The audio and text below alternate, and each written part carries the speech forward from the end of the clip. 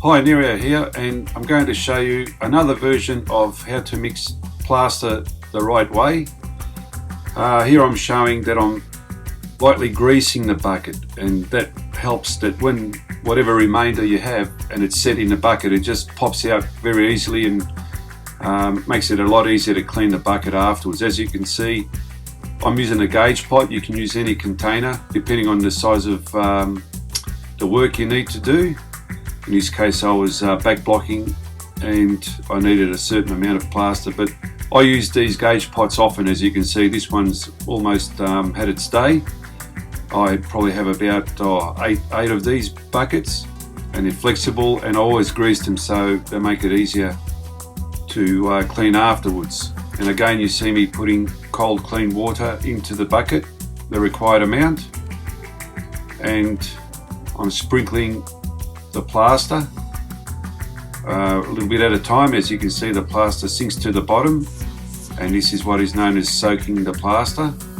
As you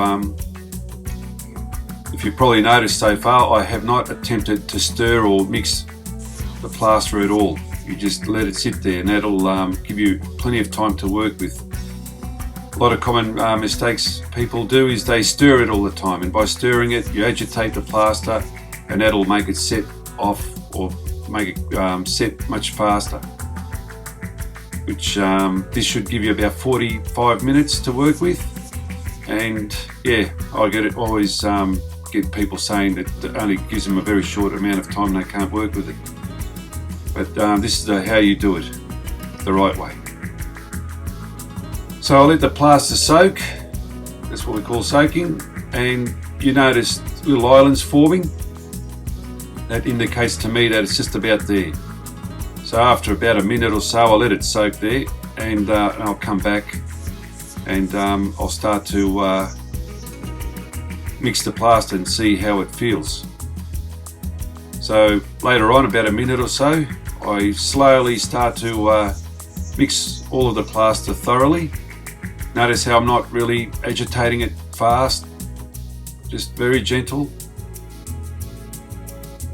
That's if you want it to give you enough working time. If you wanted to go set a lot faster, you can. Now that was that first mix, so you can see it's a little bit runny. It kind of runs off. So if you're back blocking or you're doing cornice work, it's not too bad, but it's a little bit runny. So I'll just add a little bit more. It always pays to add rather than say, oops, you've added too much, and then you start adding water and then you start to agitate, and again, the common problem, it'll set faster than what you need. So that was just a handful,